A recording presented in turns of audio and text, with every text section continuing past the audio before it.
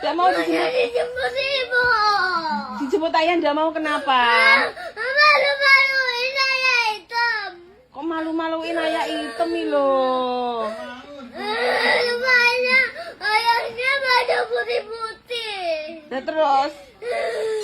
Nah ini ada salah satu konten yang menarik banget. Antara sedih karena lihat ekspresi papanya dan juga lucu mendengar perkataan anaknya. Kalau aku menyoroti dua perspektif sih. Yang pertama adalah perspektif dari sisi anaknya gitu ya. Ini bisa jadi salah satu bahan evaluasi buat aku dan suami juga gitu ya. Kalau kita mau jemput anak minimal kita rapi deh. Gak harus mahal, gak harus mewah, gak harus baru dan gak harus dandan juga gitu ya. Gak harus heboh-heboh untuk ibu-ibu.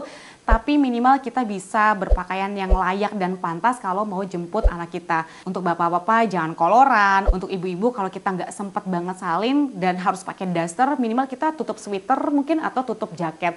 Karena daster itu kan identik dengan pakaian rumahan. Apalagi kalau kita jemput itu sampai benar-benar di depan ruang kelas anak kita. Berpakaian juga adalah salah satu cara untuk menghargai diri kita, menghargai anak kita, menghargai gurunya, menghargai semua lingkungan sekolah. Karena aku menemukan case yang ini nyata banget, di mana ada anak kelas 2 SD yang mengomentari penampilan orang tua anak lain. Jadi si A ini dijemput sama papahnya. Lalu ada si B yang bilang bahwa itu papahnya si A, kok dekil banget, jelek, wow, kelas 2 SD mengatakan hal seperti itu. Mungkin kelihatannya kayak gimana gitu ya, tapi bayangin kalau anak kita di posisi si A, apa yang dia rasakan, apakah dia sedih, apakah dia akan malu kalau dijemput papahnya lagi. Jadi ketika anak kita menyampaikan keresahannya, kita terima dulu dan ini bisa jadi salah satu bahan renungan untuk kita dan pasangan. Yang kedua adalah perspektif dari orang tuanya. Kita sebagai orang tua harus bisa mengarahkan bagaimana caranya mengungkapkan keresahan atau ketidaknyamanan dengan kalimat yang baik.